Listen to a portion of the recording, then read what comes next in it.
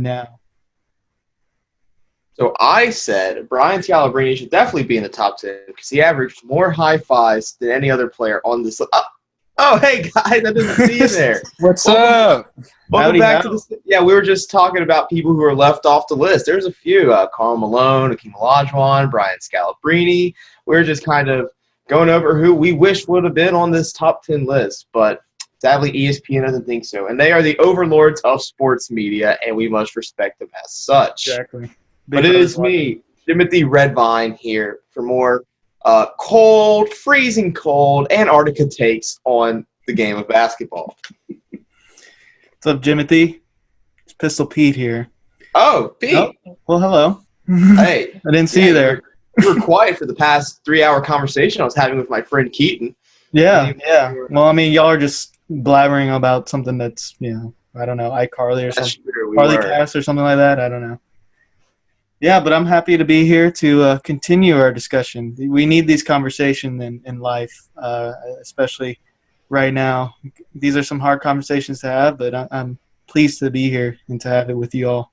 Well, if we don't talk about the top 10 greatest basketball players, our kids won't talk about the greatest. We can't live in a world where people aren't arguing who's the best at getting a ball in a hoop. All right? That's kind of a big conversation that needs to be had. Absolutely. Couldn't agree more. Oh, who is that? Oh, there he is. Hello. K. Hey, yeah. Special K. How you doing? K in the house. That's right. Wilt Chamberlain's biggest hater. Hey. Will he come to play today?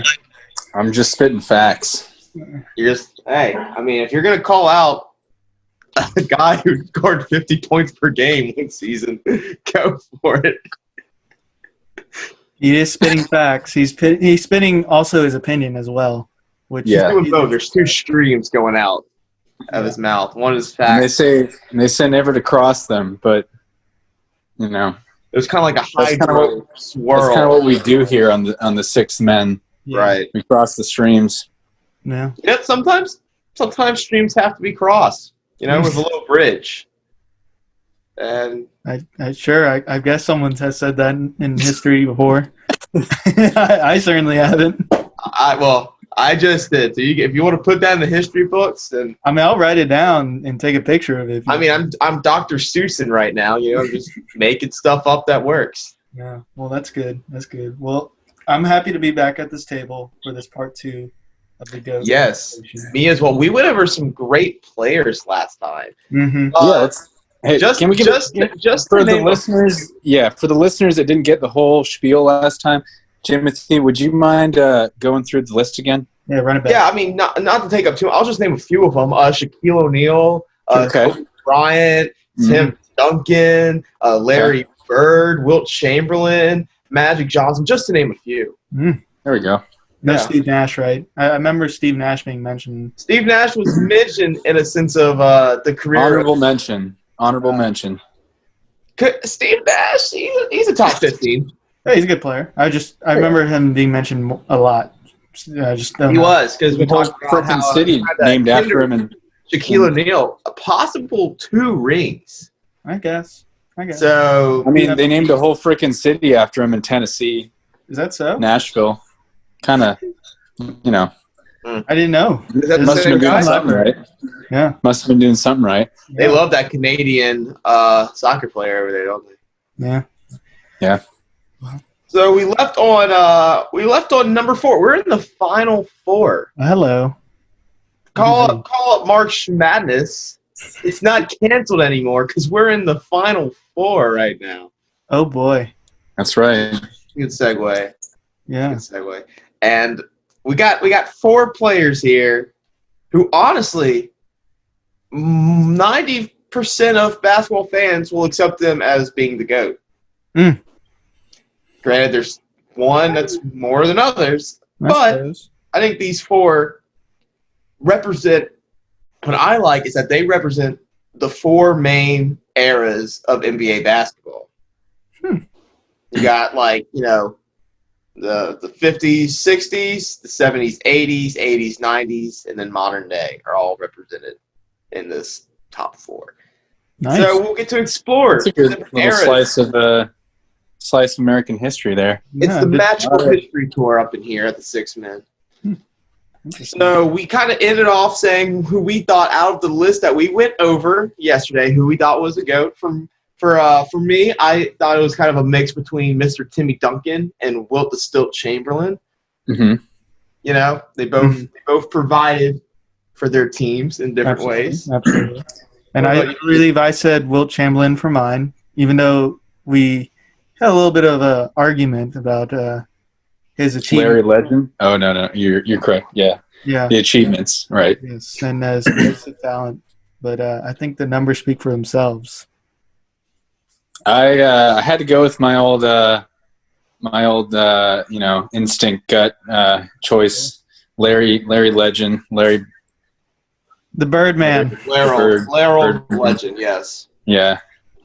King of the Birds, Lord of the Flies, maybe. Maybe. A lot of different names, but certainly. The Hick from French Lick. Never heard that one. Oh, that was the one used. That's a good one, though. Yeah, it's good. Indeed. So are we ready to jump into the final 4? Yeah, enough with this poppycock. Let's get it going, guys. I'm ready to get pop right in there. Hey. Put on your swim caps. Put on your goggles. Oh, no. And this we're going off the 10-meter board. We're going in. I'm doing actals and all that into the final 4. Final countdown. All right. So at number 4, we got William Russell, who most people know as Bill Russell. Bill Russell. Let's go over his pros. He has 11 rings. That is the most of all time. And if we want to add a little bit flavor in there, he has 2 as the head coach as well. So he is a 5-time MVP, which I believe is the second most, a 4-time rebounding champion, a 12-time All-Star, and second all-time in rebounds. So the only problem with his pros is that he was in an era where they did not introduce the All-NBA teams until midway through his career. So you really can't use that as kind of like a gauge of how successful he is compared to like all these other players who had that accolade through their entire careers. So he doesn't have as many pros as them achievement-wise. So we got to keep that in mind when going to his cons. But his biggest con, he has a 15-point per game average throughout his entire career, which isn't horrendous, but that's the lowest on the list by a couple points. Yeah. That's less than Mr. Timothy Duncan. And he had some great help getting those rings. He had Bob Cousy, who at the time was probably the greatest point guard in the league. If you want to argue that over Jerry West. Jerry West was probably, in my opinion, better, but he's still the second best point guard in the league. Sam Jones and John Havlicek, who ended up all becoming Celtic legends. And, he wasn't really a scorer. Some people think that if you want to be an all-time great, or the GOAT, as some would say, you need to be a scorer. And he didn't have a single scoring championship and rarely made it up there. So, yeah. But then some people think his rings didn't really matter that much because he was in a much smaller league compared to all these other players. He only had 10 teams at one point in the league when he was there. So when you only have to really compete against 10 teams, you can make the argument how was the talent concentrated? If it was more spread out maybe. But still, 10 teams. And that means less playoff games, so he had less opportunity to really fail in a sense, if you want to look at it that way. And he played in an era where there wasn't a 3-point line. This should have been brought up with Wilt Chamberlain, and I should have brought that up, and I apologize. But the game was much more concentrated to the paint area since there was no reward you got for shooting long distances. Everyone tried to get as close to the goal as possible, which means the big men were able to dominate more. So that's kind of the case with Bill Russell as well. And even then, some say he wasn't dominant enough for how big he was in a league in an era where he should have been more dominant. So what do you guys think about all the information I just threw at you? Jeez, you just spelled out the whole case for him. I pretty much agree with just about everything you said. I mean, he's got the most rings. He's probably the winningest player, even I guess somewhat coach of all time. And he had a really great team around him. I think the pros shouldn't be taken away from him. He was a really good defensive player from, I'd never watched him, obviously, only from little YouTube highlights and whatnot. But from what people were saying, he was an awesome defensive player. I'm sure he would have racked up some accolades, if he was playing in any other era. But I think you're right in saying that the competition and some of his numbers don't stack well, as good as they could be. He only had to play 10 teams. He had less playoff games.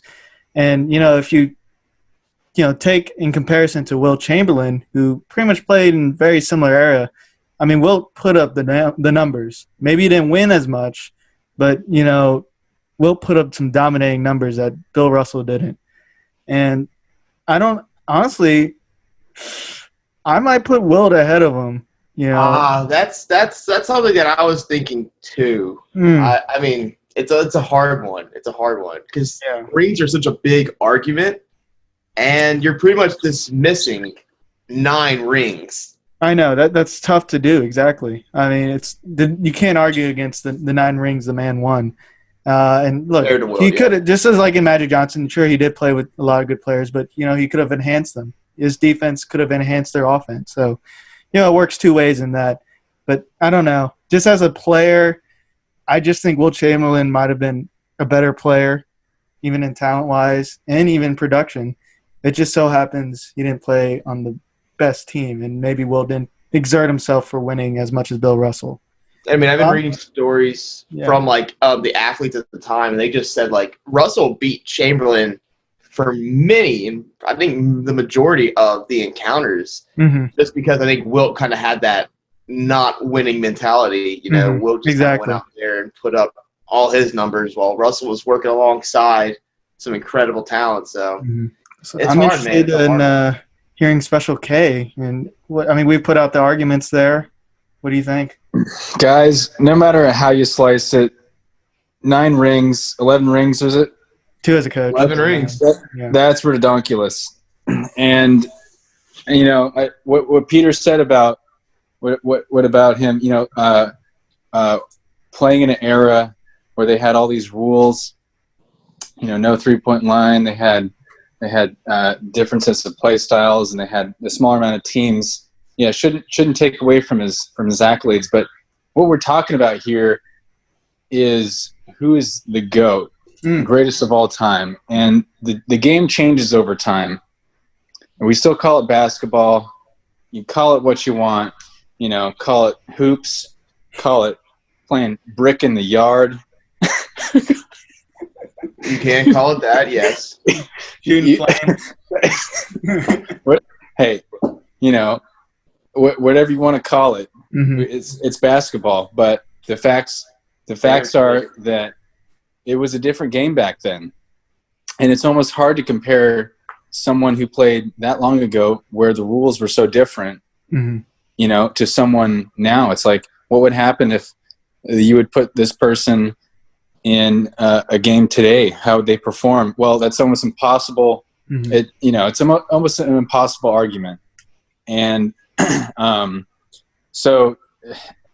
but I agree with Peter in that, or Pistol rather, that you have to, the only objective thing you can do is compare them to the surroundings at the time.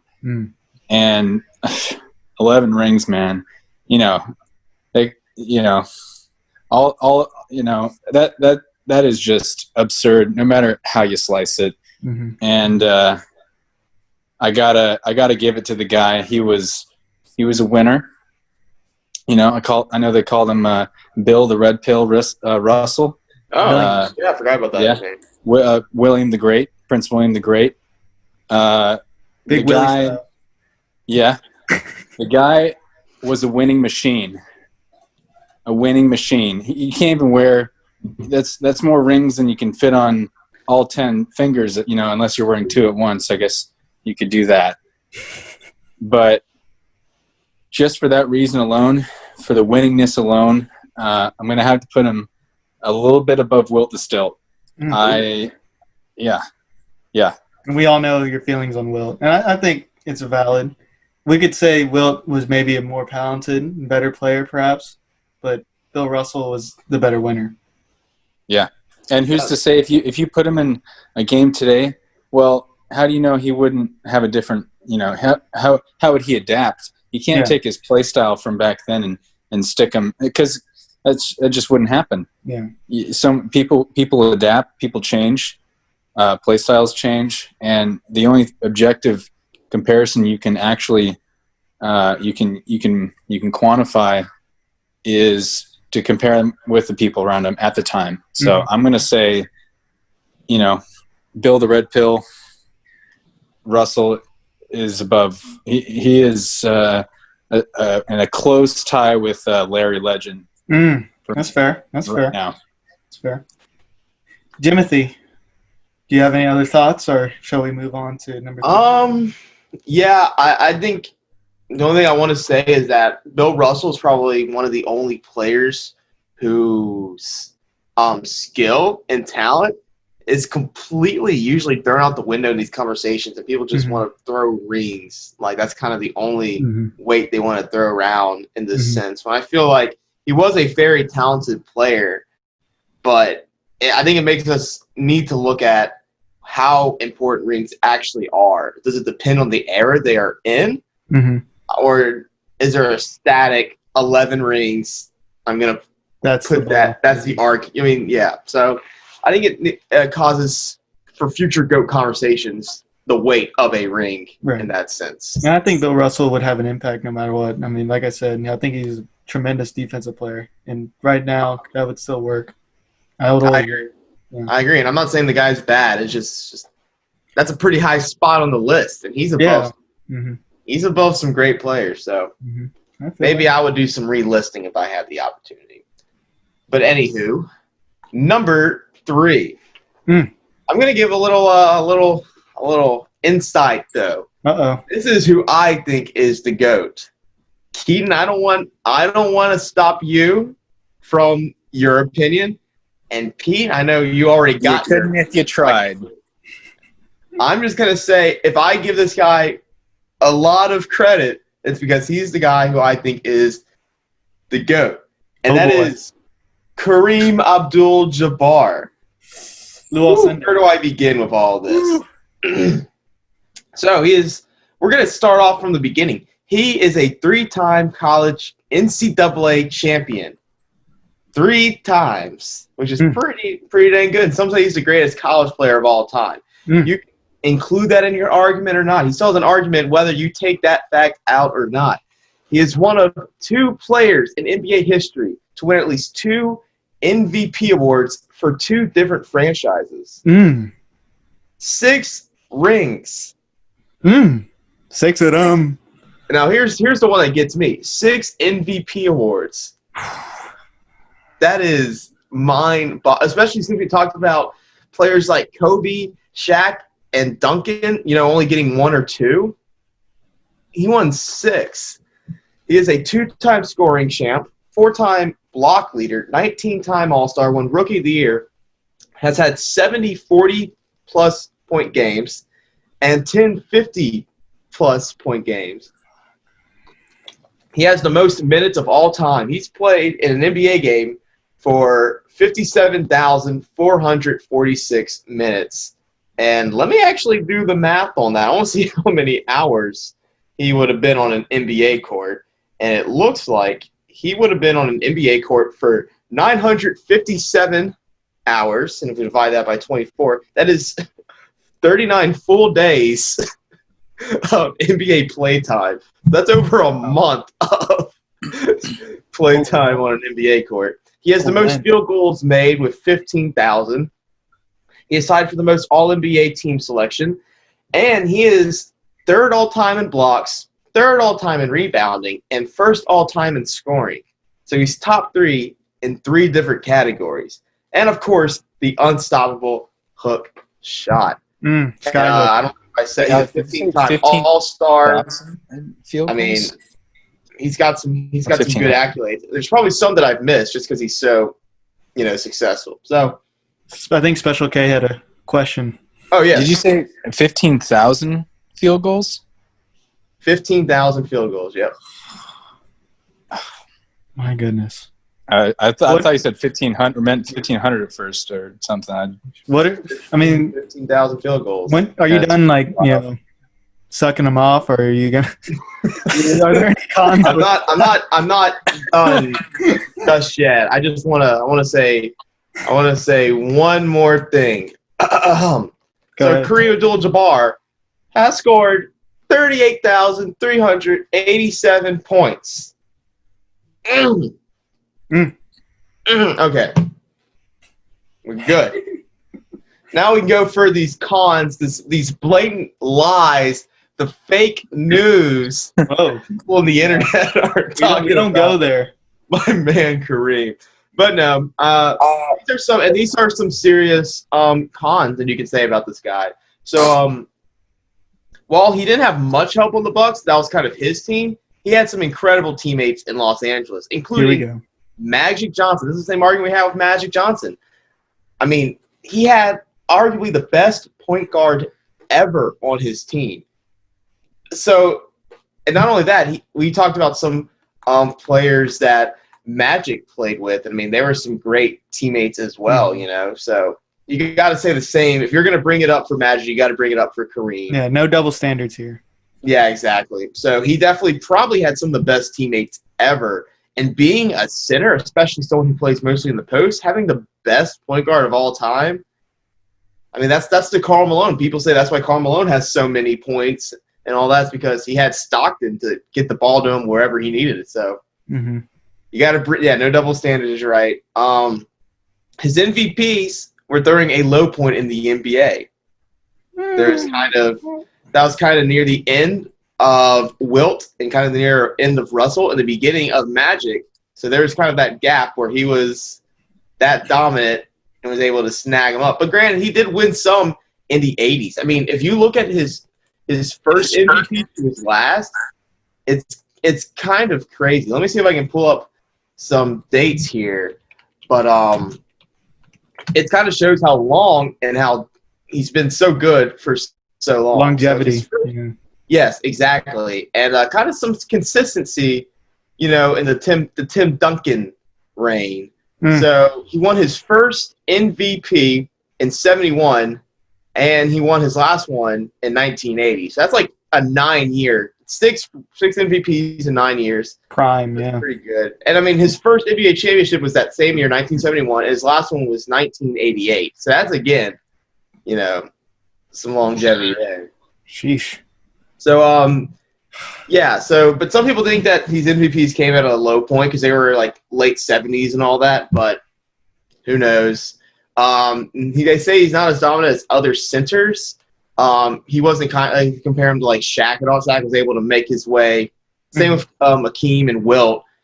They said Kareem didn't necessarily have that. But granted, he had a different play style. If we want to bring that up, he had a little bit more. He could do some distance shootings. He didn't have to push himself to the rim and put it off the backboard. He was able to do some hooks, some mid-range if needed. But yeah, for as long as he played, some say he should have been leading in blocks and rebounds. They said he played more time than Shaq and Akeem and the Kimbe and all these other players and was not able to top the list at all those, and some think he should have. So those are the pros and cons for Kareem Abdul-Jabbar. Interesting. I hear your case. It's a strong one. I hear it. I don't know if it quite convinces me just yet. I want to hear the other two. But, I mean, the man has the accolades of, Wilt Chamberlain in terms of scoring and all his individual accolades, while also winning a handful of bunch. Six of them, 6 rings is, that's a handful. That's more. That's more than a handful. Maybe even a handful and a half or something. Yeah. So, yeah, I mean, I hear your case. I don't know. The cons don't really stick out too bad for me. Like you were saying with Magic, he played with great players. But the thing is, his play style was he could create his own shot just as much as he could help Magic get those assists. He got that sky hook. I mean, he could easily get that going. That's a dribble hook. That doesn't require any assists. Obviously, you need someone to pass you the ball, but I mean, shoot, that's easy money for him. So, I don't think that especially doing it for so long too. Right. Yeah, I don't think that argument for like he playing for other people, like with other great players, hurts him too much because he's a great player in his own right. If you just gave him the ball, he could have probably brought it up if you really needed him to. Right. Yeah. So, and his longevity is great. I think he has a strong case. I think one of the things is he's not quite as iconic as maybe the other players. He's not as physically abusing as Shaq is in the post. He doesn't have maybe that Mamba mentality that other people like. He's not super boring like Duncan. Maybe he doesn't have the same flair like Larry Legend and Magic or even Wilt with Lady. He kind of has that sky hook. He has that sky hook that kind of that's iconic. But other than that, I mean, personality-wise, I think he was kind of aloof is what my dad told me, watching him. People thought he was a little aloof. He just focused on the game. Had his own other things going on. So I think that's part of the reason why people don't bring him up. That iconic thing didn't grow the game as much as the other players. So I mean, I think he's got a very strong case. If we're just looking about the go to basketball, I mean, his case is up there. Wins a lot, plays well, and hell, the cons about him rebounding and blocks. Well, I mean, shoot, he still is up there. He played a long time. He still produced. He did what he needed to do to win. So. I hear your case. Special K, what do you think? Listen, Kareem Mr. Clean is what I call him because this guy's record is spotless. I mean, stats-wise, can anyone else in this list really touch him? Maybe in a few areas. Maybe. But this guy wasn't – he wasn't only just, hunting achievements. This guy was also – winning. And for that, I mean, objectively, you just can't ignore that. Mm-hmm. I think his accolades are just second to none, just about. I mean, I know we've got two more on this list, and it's got to be a crazy list. If this guy's, Kareem the Scream is coming in at number 3. Right. But I've got a good feeling I know who 1 and 2 are. But and I know I'm projecting a little bit here, maybe getting a bit ahead of myself, but go ahead with it. Number 1 and 2, when you think of basketball, when you think about what people have done for the game on top of all those points and all those wins and all those rings, that's something else. Yeah. Doing something for the game, that's going above and beyond, and that is something I think should be – you need to check that box if you're going to be a GOAT. Not just a really, really amazing player, right? But just you got to be an amazing person. Not saying that Kareem wasn't, but boy, once we get to number 1 and 2, we'll see why. We'll see why they're 1 and 2 is all I'm going to say. Yeah. No disrespect to Kareem. Kareem. Strong argument. I think Alex's point about him being number 1 is completely valid. I wouldn't even, fair dinkum, Mr. Alex. Can't knock you for that. Thank you. I agree with you, man. Are we ready to go into the top 2? I think we are. Yeah. Shoot. So I will say one more point. I think Kareem did a little bit more than you're giving him credit for. I mean, he was a great activist. He was known for activism through his career. So yeah. I just want to put that out just because Kareem, I don't like. We're not knocking his character. Attacking my man. Great guy. We're not attacking his character. It's just that just saying. Yeah. When people think of basketball and the things that people have done for basketball, he's way up there. But there's another couple people that come to mind. Right. When you think of basketball and what people have done for the sport of basketball. It's a pretty huge factor. And that's like Magic and Larry Legend, like we were saying, that brand and that recognition. It's pretty huge. And you can argue that they grew the game more than Kareem. So that's kind of probably why they're on the list compared. Kareem is just a few spots ahead of him. Just saying. All right, well, we'll see how it plays out. Hey, I'm saying, Krispy Kreme. He is on the top of my list at the moment. Yeah, I agree. So far, he's sitting number 1 for me. Cool. Well, On I'm glad you like Krispy Kreme then.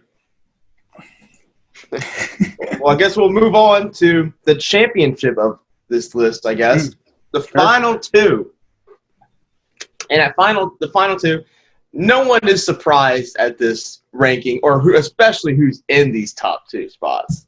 There's no surprise here.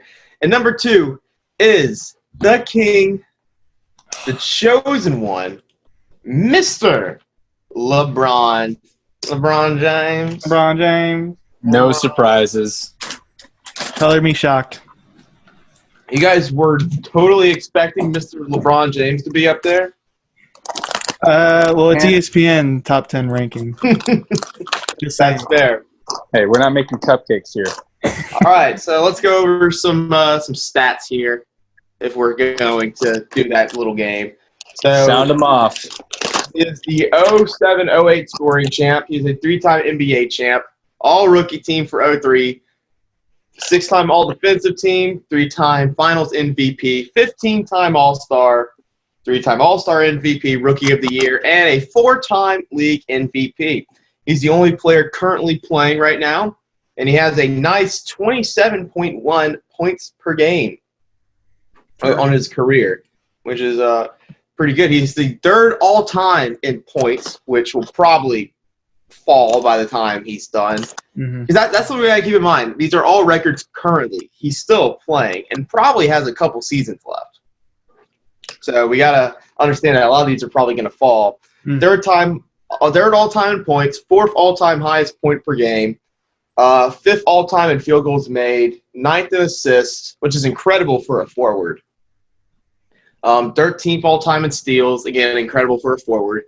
Most points in the playoffs, most field goals made in the playoffs, most free throws in the playoffs, most steals in the playoffs. But if we're going to play the game, he has the most turnovers in the playoffs as well. Oops, did I say that?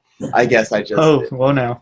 He has the most career assists by a forward at 9,021. He has the most consecutive double-digit scoring games at almost 1,000. That's incredible. He has the most time being named Conference Player of the Week as well as Conference Player of the Month. He has the most all-NBA first-team selections at 12, and he's still going.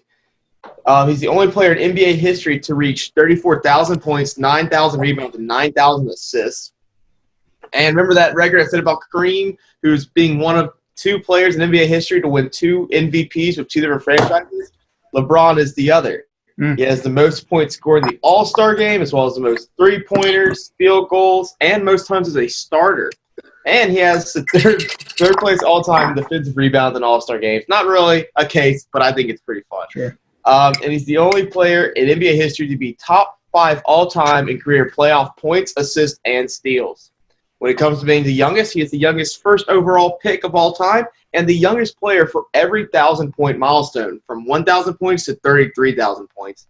And he had his 4 MVPs before the age of 28. Damn. Impressive. Pretty impressive. Tell me the cons. What are you saying out there? You probably will spit them off just as much as I'm able to. The biggest one, he has a negative finals record at 3-6. Who's in comparison to the other ones? That's probably the worst record? Yeah, I think everyone else probably has a positive. I think Bird maybe the fewest overall. Yeah. Oh, I don't know. That's a good question because I think Tim Duncan only lost 1. Right. That was to the Heat. Kobe lost 2. Russell, I think, lost maybe 2. Jordan didn't lost any, but we're getting there. We all know he's coming. We all know he's coming. But he has a 3-6 finals record, and people can make the argument that he didn't have help. But I'm going to bring up the Mavs, man. Let's go. I kind of can agree with some people. I wouldn't say this as a fact, but something he choked. He had the better team there and was going against an aging Mavericks team with an aging Dirk, an aging Tyson Chandler, an aging Jason Kidd. And they still couldn't get the job done. And he low-key got handled by Corey Brewer. Corey Brewer, the guy with the weird, airplane celebration. These cakes you're having, they're warm. The guy who tattooed the national championship trophy on his arm before he even won it. Let's not get carried away now. But yes, for some, his first time going to the finals with Cleveland, I can agree he did have help. But if I'm going to say this about Kareem, and I'm going to say this about Russell, and I'm going to say this about Magic, he did have help later on. He had Ray Allen and D-Wade helping a lot. Chris Bosh, too. Especially Bosh as well, yeah. Helped a ton in Miami. Mm-hmm. And he still lost 2. I mean, granted, he didn't have Ray Allen for one, but Ray Allen's one of the greatest three-point shooters of all time. Mm-hmm. Granted, he was aging. But that shot, come on. That shot saved LeBron's legacy more than anyone can ever say. Yeah. And, of course, Kyrie Irving, who was incredibly clutch in, was it 2016? Yeah, 15-16. 15-16, where Kyrie really balled out and helped win. Kevin Love was solid as well. Yeah. And granted, of course, he lost 2 to the Golden State Warriors. Or 3. Was it 3 to the Golden State Warriors? Lost 3 and won. Arguably the greatest team era ever. Yeah, that's another discussion for another day. So it's like you always feel bad even have it as a con to lose those teams because everyone else would have. But these are just cons that people have said. These aren't necessarily my opinions. And the whole people will say he needs way more help than the GOAT should. Don't know if I agree with that. But what are your takes, Mr. Peter Mata? Peter Mata. I'm sorry, Mr. Pistol Pete. Peter Mata is I don't know him. We only know Pistol. I don't know Pistol. My bad. I was thinking of another guy. It's all good. But this argument, I can't put LeBron ahead of a number of players. I love him. I used to have, his poster, as a kid on my wall. I don't no longer do because I love my Pelicans. We all know that in the Six Men. Absolutely. But, growing up, he was my favorite player. I loved him. But somewhere along the line, the pressure got to this guy who's extremely hyped up. Now, I'm going to give the pros and cons. Like, the man is probably one of the most, physically dominating players ever to play the game. He's got the skill set, just the natural talent to play the game. He knows how to play it probably just as good as anyone else could. Great passer, rebounder, all the accolades, can do it all on the court. And I kind of agree with those people who say that if you want to be the GOAT, you want to, kind of be the man, you have to own it. And that includes owning everything that comes with it, the pressure and going down in defeat and, eventually, hopefully figuring it out after you lose so many times. Because that's what I think the number one player on this list did, and while LeBron didn't. And that's really, I think, a big knock on him because he is such a tremendous player. And part of that's just a mental weakness. Whoops. I'm going to go. But, there's nothing to knock on him. The man put all the accolades you want. He won his fair share. But that's just it. And hell, he went to all those finals. It takes a great accomplishment to get to all those finals and also to be healthy throughout those old years to accomplish all those numbers. I'm not knocking that. I love the player and I love the way his talent is. He grew the game as well. But for him, the big argument with him not being the GOAT is him not taking ownership of, being that guy in the team to really elevate his game when he really needs it the most. And I think if you want to be the GOAT of basketball, you have to be able to say that. So I don't put him ahead of Kareem maybe. No, I don't know. It's debatable. I think Kareem, he's right there with him. He's in the top 10. Watch out talking about Kareem like that around me. Yeah. I mean he's in the top 10 for sure, obviously, but I can't I don't know if you can put him ahead of Kareem. I don't know if you can put him even ahead of Wilt/Bill Russell.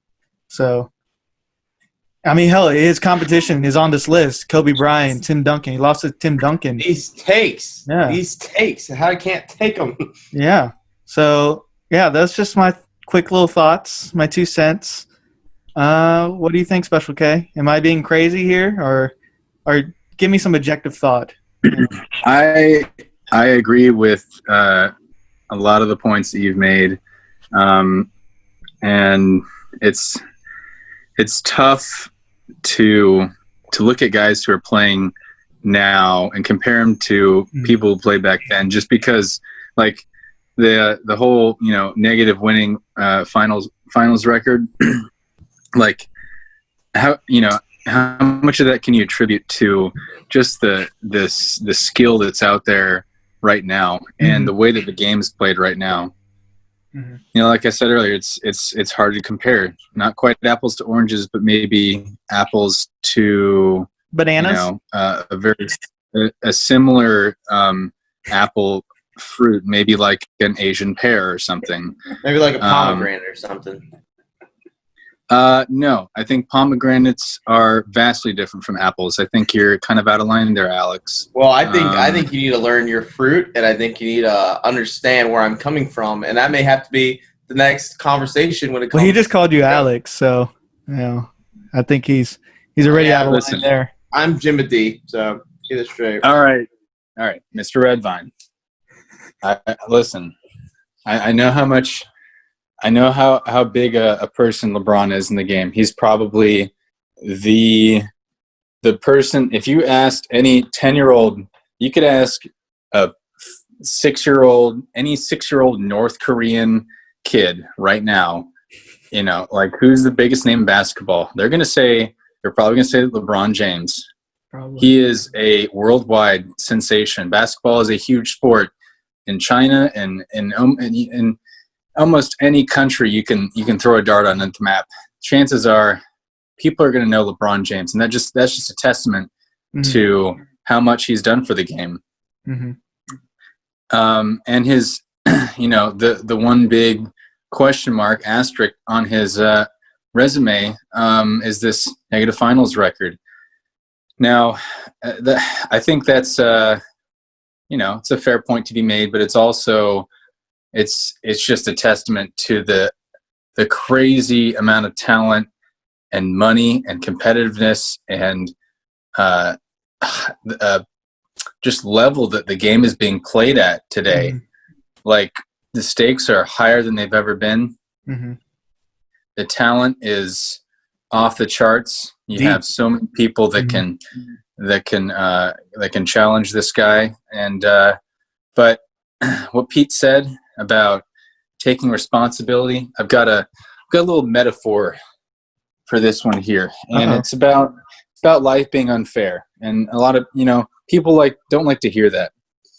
People don't like to hear life is unfair. Think of it like this.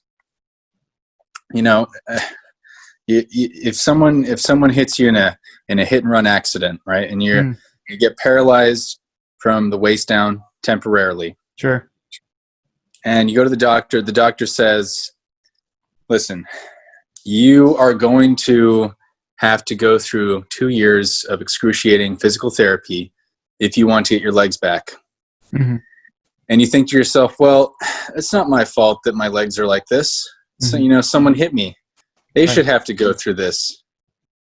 And, the other person, there's no surgery that's going to fix this tomorrow. There's no procedure that's going to bring your legs back. You have to do it yourself. And you can't, even if it's not your fault, it's on you. If you want to be the best, if you want to make yourself whole again, if you want to be the GOAT, erase all doubters. Do it. Yeah. You can't be blaming other people as much as it might be their fault or no one's fault maybe.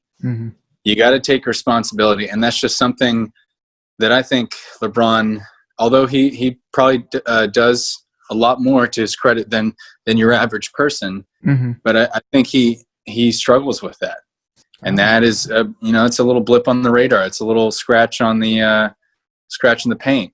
It's a little asterisk on the resume. So I agree. honestly, great character, great person, did a lot for the game.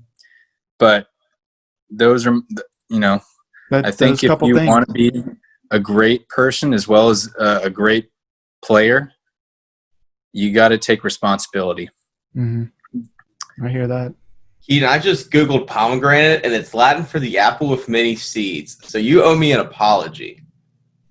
How in the world are pomegranates anywhere anatomically close? I'm just saying it's apples. Latin for the apple with many seeds. Are you trying to tell me pineapples are closer to I'm apples saying what it's Latin for, okay?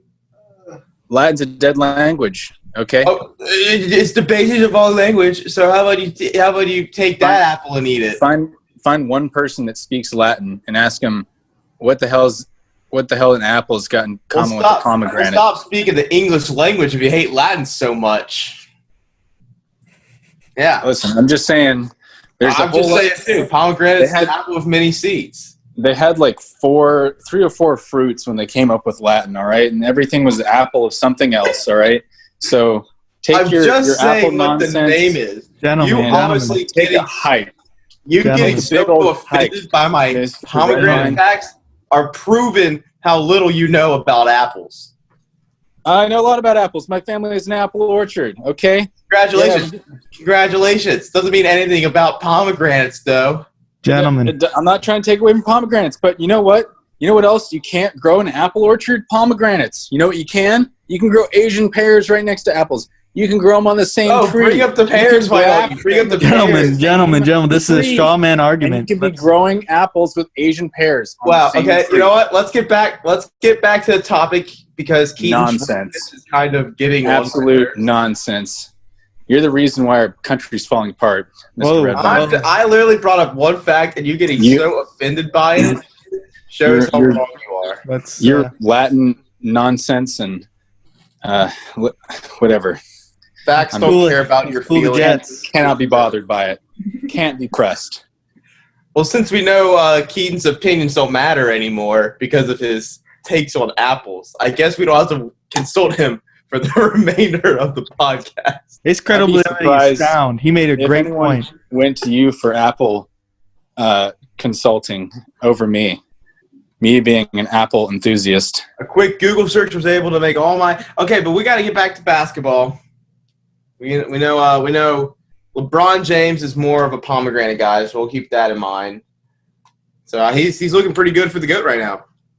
But there's one name that's kind of hurting all of the legacies of all these players that we just stated. Hurting? I don't know if that's the right terminology. I don't know if hurting. I think you may need to find a Latin word or something because hurting is not what he's doing to other people's legacies. You don't hurt another person's legacy. I disagree because for some of these players, they had to go through this man, and they will always be compared to this man no matter what they do. And for them, you know what, Alex? You know what? Let's just get on with it. I think you're the one holding me back here. I think I'm trying to speak. You're not trying to speak Latin, are you? Oh, there you go. Bring up Latin again. Why don't you? If it doesn't fit so much, I didn't think so. Anyway, number 1 is Michael Jordan. All right? Jeez. That's what I was trying to get at. There it is. That's what I was trying to get at this whole time. I'm glad you made it a 2-minute spiel. Anyway, Michael Jordan. I don't need to really say much, but I'm going to because I've done it for all these other players. Most finals MVPs. 10 scoring titles. That's the most of all time. 5 MVP awards, which is tied for the second most. He is a 6-time champion, both times in consecutive orders. He is 9-time all-defensive team. He has the highest point per game out of anyone at 30.12 points per game. And during the playoffs, he has 33.45 points per game. Unreal. We all know he has an incredible mindset, win at all costs. He is the oldest player to score over 50 in a game, most blocks by a guard, and he is the only player to win a scoring title and a Defensive Player of the Year award in the same season, as well as the highest points per game for a Defensive Player of the Year. So, everything else is just absurdly awesome. Yeah, I don't need to really explain much else about this man. But to go to the cons, because there is cons. Okay, let me hear them.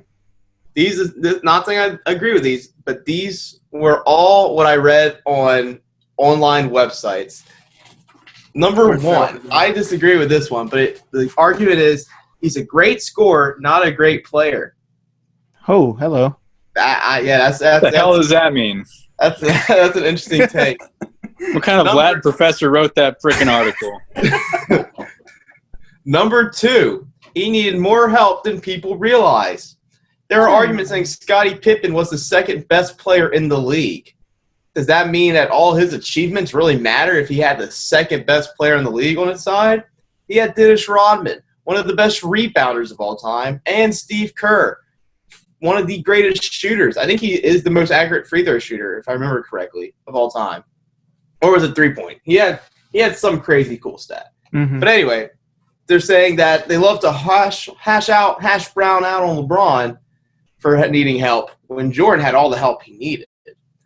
Number three, he played in an expansion time in the league, which means the competition was more spread out, less concentrated, and he had an easier route to the finish line than other players did. It's about a bunch of malarkey. This is an interesting one. He never beat a team in the finals while their top player was in their prime. That's a bunch of malarkey. Magic Johnson, James Worthy, Clyde Drexler, Barkley, Gary Payton, and Stockton and Malone twice. And the argument is none of them were in their prime when they played Jordan. The numbers, well, maybe physical prime, but the numbers don't. I'm just saying. The numbers aren't lying. I mean, those players were playing pretty damn good as well when they were playing against them. Go ahead. I'm sorry. That's all I got to say. To hear this man's record be tarnished by such nonsense. Go ahead. I'm actually. That's all I could find. That's all I could find. Goodness me. This is the reason why we're even doing this. I mean, we watched The Last Dance. We saw it. We saw his greatness. We saw his competitive spirit. Perhaps, people be a little offended by it nowadays, but back then, it's just the way it was. The man wanted to win at all costs. It was a different time. Yeah. He was the most talented player that anyone's ever really seen. Dynamic, everything like that. Skilled, was hardworking, worked on his skill, worked on his craft, focused on it, and got it done. And this is exactly my point when I say LeBron didn't rise to the occasion when needed. Every time, Michael Jordan, sure, he got beat up by the Pistons early in his career.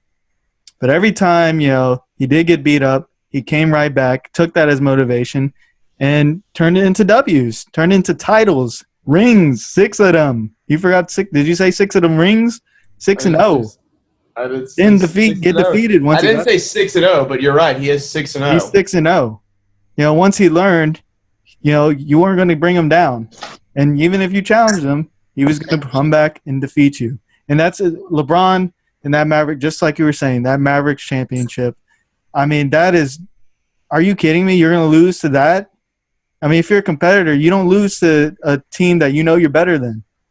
And especially when you have D. Wade and Chris Bosh on your damn team. That, and you're going to say Scottie Pippen's the second best player? Hell nah. He's a great player. He ain't the second best player in the league. Dennis Rodman's good, but his offense ain't that great. Come on now. With this nonsense. Michael Jordan. Don't be shooting the messenger here. I'm just saying it's a bad message. You let those people know. And that's what I'm trying to do. I'll reach out to the Bleacher Report armchair guys. Yes. And not only does he have, obviously the accolades individually and, team-wise, but he grew the game more than anyone else. Just with his swagger. Maybe, people say now he wasn't maybe a great person, but the image that he brought about, that swagger, that, I'm the man, you give me the ball on the last shot, I'm going to make it. That type of just confidence, that helps people, that inspires people. I can't say the same thing about LeBron. Maybe to an extent a little bit, but not the same as Michael Jordan. And, Well, you feel that you add in all those factors that we've been talking about, he's got it all. And that's why he's my GOAT. He's number one on this list, and he's number one on a lot of people's lists. I'll hang it up. Mic drop. There you go. What do you got to say, Special K? Jim Redvine. I'll have to pick up. It's hard to follow. It's hard to follow that, Pete. You pretty much checked all the boxes. You covered all the bases.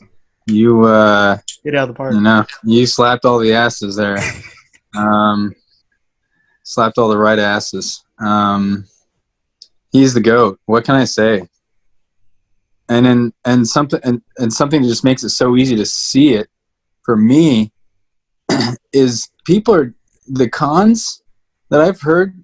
The people are just grasping at straws here. Reaching. They're so weak. I'm making a bunch of straw men here. It's just you just knock those arguments down like they're little inconveniences. They're so weak.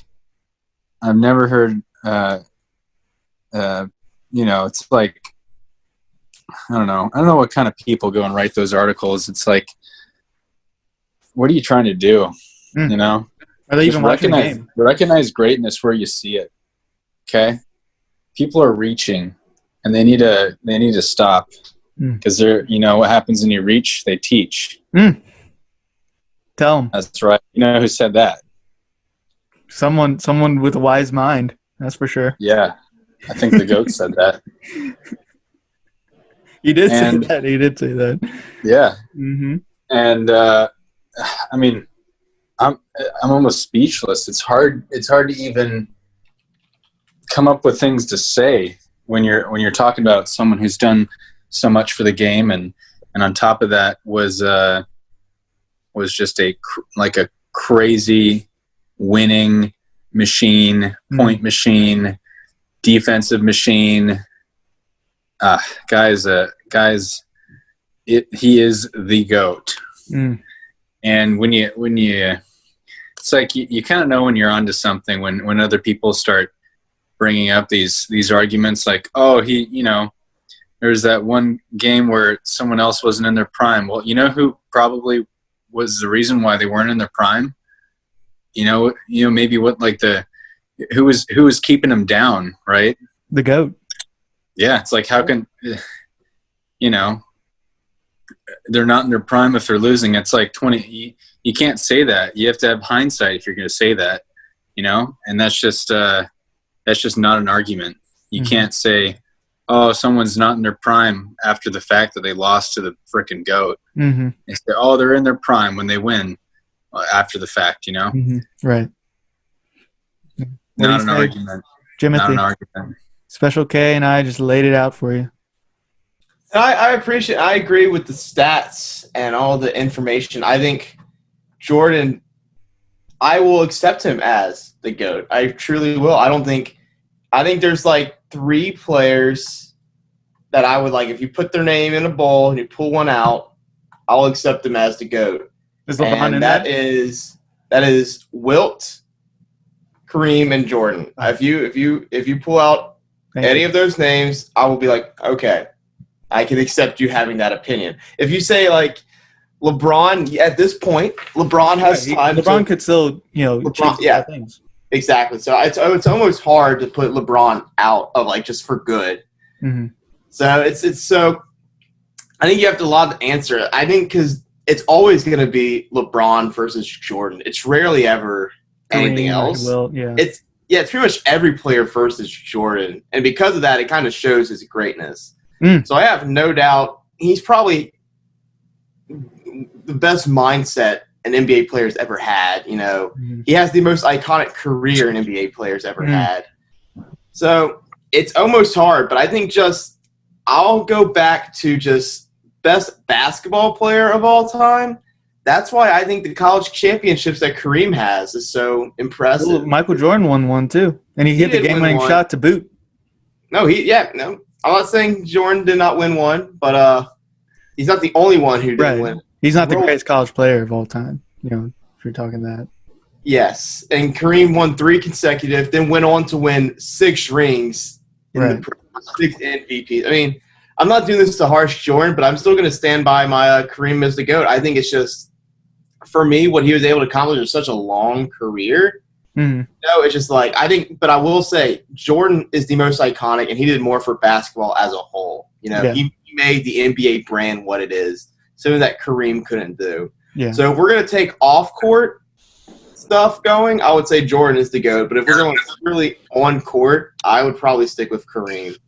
I hear that. Look, and I think we've shed some light on these people's careers, Kareem and Wilt, especially for me. I mean, I knew they were obviously had the accolades, but they are. Wilt's it's pretty. staggering, it's up there. It's definitely up there, and you can definitely make the case. But it's just that extra edge that Jordan had with that off the court stuff, that along with his on the court stuff, that just make it that much greater. And I think LeBron should almost, he's borderline top 5. I mean, people don't like to hear that, but it's he could still achieve it. And I'm not knocking him. Like I said, so you don't have him in your top 5 right now? I mean, you got Jordan, you got Kareem, you got Wilt and Bill Russell are right there. He's probably top 5. He's probably number 5 right now. Magic and Bird. Ooh, God. I don't know, because Magic and Bird took the NBA from nothing into at least something that Jordan even built even bigger. Yeah. And then obviously LeBron's building off of that even more. So, like you said, LeBron could still, he's like right around that. But I don't know. It's hard to say. It's hard that he's number 2 on this list. But again, it's ESPN. No, I agree. It's ESPN. So it's a tough list. I think this is a very hard conversation to have. I will say though, if we're talking about the list as a whole, I think Shaq should be higher. I think Shaq's dominance. Shaq should be above Mr. Timothy Duncan. I can agree with that, because he's also the off court. I think he grew the game a little more than Tim Duncan did. I agree. People know who Shaq is compared to Tim Duncan. I agree. Like you almost put Shaq and Kobe almost right near each other, and then Tim Duncan's like number 10 maybe. True. I want Akeem on that list so bad. I want Akeem should maybe be in the discussion. Honorable mention for sure. Man. He's arguably the second best player of the 90s. Right. And the Hakeem shake. I mean, I use that when I play pickup. That thing's so iconic too. Oh man, and it's just, I think that is the most unstoppable move. I think it's more unstoppable than the hook shot. I do. Calm down now. Well, I'm just saying, whenever, not only does it work, but it makes them look silly. Yeah, it does. That's why I use it. It's just like, it's embarrassing to the other player when you really, get them. Yeah, so Akeem, but the only question is, who would you take out to put Akeem in? That's so hard. I think it's debatable. I mean, Tim Duncan obviously has the wins, but like we were saying, I think Hakeem carried more of the load than Duncan did most of the time.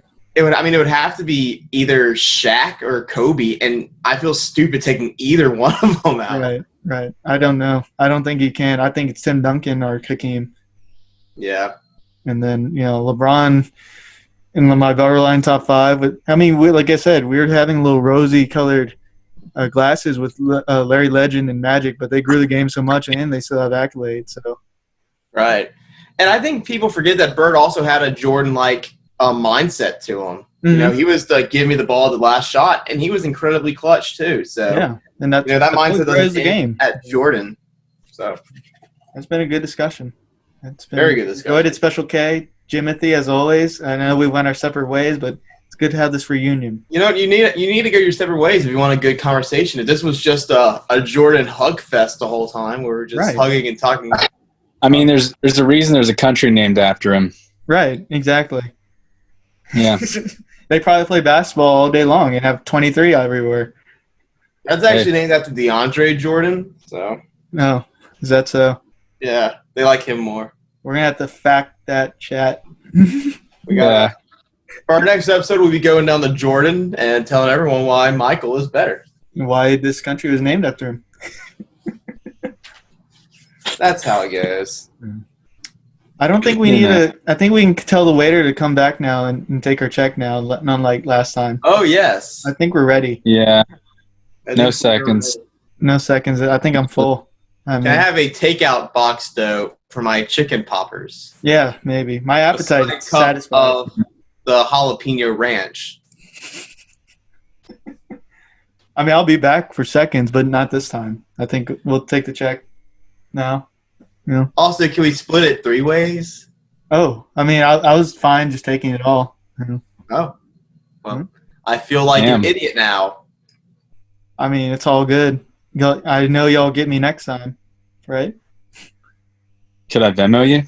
No, yeah. I only have I've got cash. PayPal as well. I mean, cold out cash. You could use a little phone cup and call me. I'm gonna put a Yelp review out on this Nice. place. Good stuff. I think we did good here, gentlemen. I think we laid it out. I think we kind of put it to rest a bit. I know there'll still be people who are going to think what they're going to think, and you can't stop that. But we gave it a good look. We gave it a good discussion. We laid out the facts, pros and cons. Objective views. I don't think we left anything out there. Mm-hmm. We touched on just about everything. Gave it a good old college try. I'll be your server tonight. That's another one we didn't use. Well then. Well, this has been a fun 6-men episode. GOAT episode part 2. Yes. This is Thank you for all the 6 men out there listening. All those who are Special on the case. bench. Yeah. Special K. Thank you for being here to discuss this. Always a pleasure. Maybe Thank we'll do it again. Never. I can't guarantee it. Thank you, NBA basketball, for existing. Shout out to NBA basketball as a whole. Yeah. Yeah. Well, I guess you all be good. Listen to our theme song. I know y'all love it. And the next episode, we'll be talking about why DJ Augustine is currently the best player in the league. That'll be our next episode. I doubt it. Nope, no, All right, man. Okay, maybe that's a hot take. All right. You all be good out there. Take care, everybody. Bye. Toodaloo.